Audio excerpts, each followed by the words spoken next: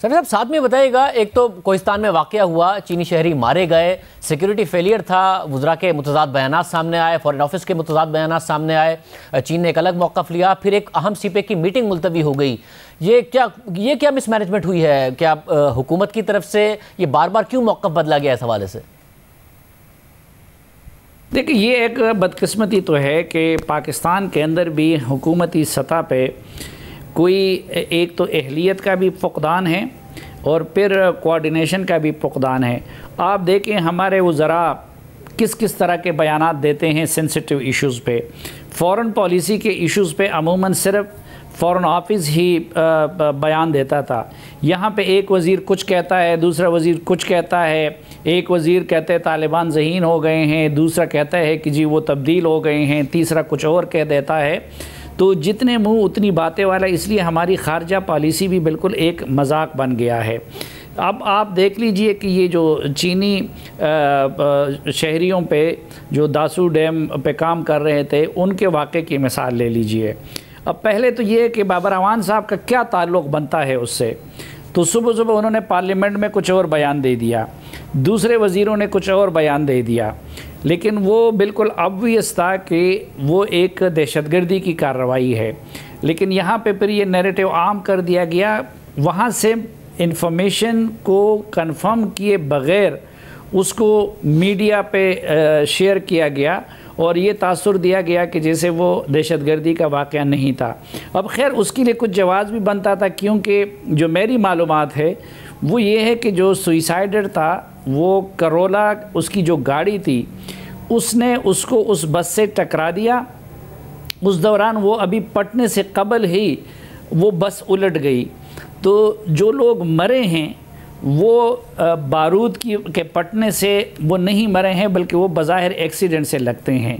लेकिन ज़ाहिर है कि चीन जैसे मुल्क के शहरियों का मामला हो तो उस पर तो बड़ी ज़िम्मेदारी का और हसासियत का मुज़ाहरा करना चाहिए।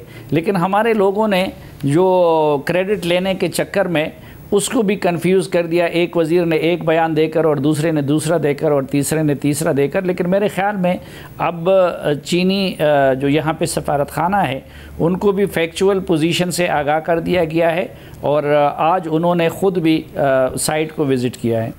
बहुत शुक्रिया साहब की गुफ्तगू आपने सुनी। चीन की तरफ से शिकायत सामने आ रही हैं। एक जानिब कोहिस्तान बस धमाके में चीनी शहरियों के मारे जाने के बाद चीन ने सीपेक की इंतहाई आला सतह की मीटिंग मुलतवी कर दी, तो दूसरी तरफ यह खबर सामने आई है कि अदायगियों के मामले में नामुनासिब बर्ताव की वजह से चीनी कंपनियां पाकिस्तान में मज़ीद सरमायाकारी करने में दिलचस्पी नहीं ले रही हैं।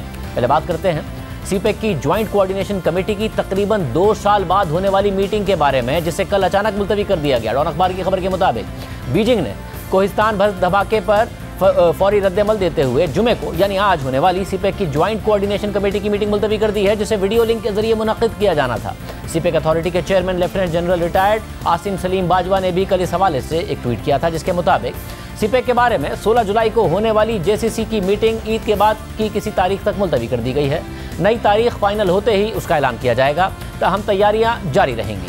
तकरीबन 2 साल बाद होने वाली इस हाई लेवल मीटिंग में सीपेक के मौजूदा मंसूबों का जायजा लिया जाना था और साथ ही मुस्तकबिल के मंसूबों के हवाले से अहम फैसला साजी भी मुतवक्को थी, मगर अचानक तयशुदा तारीख से एक दिन पहले ये मीटिंग मुलतवी कर दी गई है। और खबरों के मुताबिक इसकी वजह कोहिस्तान में 9 चीनी शहरियों के मारे जाने का वाक़या बना है, जिस पर हुकूमती वुज़रा ने अलग अलग बयानात देकर कन्फ्यूजन फैला दी। एक तरफ सिक्योरिटी फेलियर से खदशात पैदा हुए और दूसरी तरफ वुज़रा और दफ्तर खारजा के मुतज़ाद बयानात और इस वाक़े को दहशतगर्दी के बजाय हादसा करार देने से चीन के खदशात में मज़ीद इजाफा हुआ।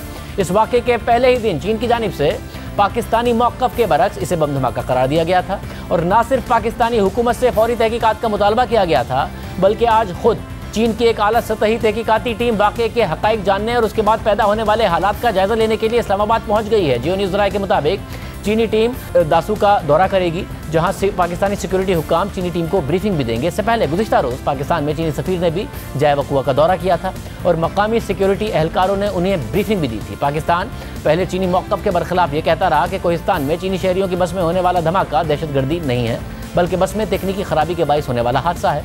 मगर बाद में पाकिस्तान ने भी ये तस्लीम कर लिया कि वाक़े में दहशतगर्दी के इम्कान को रद्द नहीं किया जा सकता। वफाकी वज़ीर इत्तलात फवाद चौधरी ने कल इस हवाले से ट्वीट किया कि दासू वाक़े की इब्तिदाई तहकीकात में अब बारूदी मवाद के शवाहिद की तस्दीक हुई है, इसलिए दहशतगर्दी को रद्द नहीं किया जा सकता। वज़ीर-ए-आज़म इमरान खान खुद ज़ाती तौर पर इस हवाले से हर पेशरफ्त की निगरानी कर रहे हैं और आज खुद वज़ीर-ए-आज़म इमरान खान ने भी चीनी हम मनसब को वाक़े की जामे तहकीकात की यकीन दहानी कराई है। चीनी वज़ीर-ए-आज़म से टेलीफोनिक गुफ्तगू के दौरान वज़ीर-ए-आज़म इमरान खान ने कहा कि दासू वाक़े की मुकम्मल तहकीकात में कोई कसर नहीं छोड़ी जाएगी। किसी भी दुश्मन क़ुव्वत को पाकिस्तान और चीन के बिरादराना ताल्लुकात को ख़राब करने की इजाज़त नहीं दी जाएगी। वज़ीर-ए-आज़म ने यह भी कहा कि चीनी शहरियों, कारकुनों, मनसूबों और इदारों की सिक्योरिटी हुकूमत की अव्वलीन तरजीह है।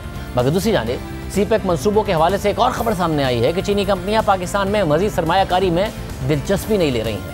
मुश्ताक गुमन की खबर के मुताबिक चीनी कंपनियां पाकिस्तान में नामुनासिब बर्ताव, खासतौर पर पावर सेक्टर में सरमायाकारी करने वाली कंपनियों की अदायगियों का हवाला देकर मज़ीद सरमायाकारी में दिलचस्पी नहीं ले रही हैं। चीन ने पाकिस्तान में पावर सेक्टर समेत मुख्तलिफ शोबों में अपनी निजी कंपनियों के जरिए $60 अरब से ज़ायद की सरमायाकारी की है, मगर इन कंपनियों को मुआहदों के मुताबिक अदायगियाँ नहीं की जा रही हैं। खबर के मुताबिक चीनी कंपनियां मुआहदों के मुताबिक अदायगियों के लिए न सिर्फ खतूत लिख रही हैं, बल्कि उनके नुमाइंदे ज़ाती तौर पर पावर डिवीज़न और मुतल्लिका इदारों के दौरे भी कर रहे हैं। लेकिन अहदेदारों की जानिब से उनसे महज वादे किए जाते हैं कि अदायगियों के लिए फ़ंड्स का बंदोबस्त करने की कोशिशें की जा रही हैं।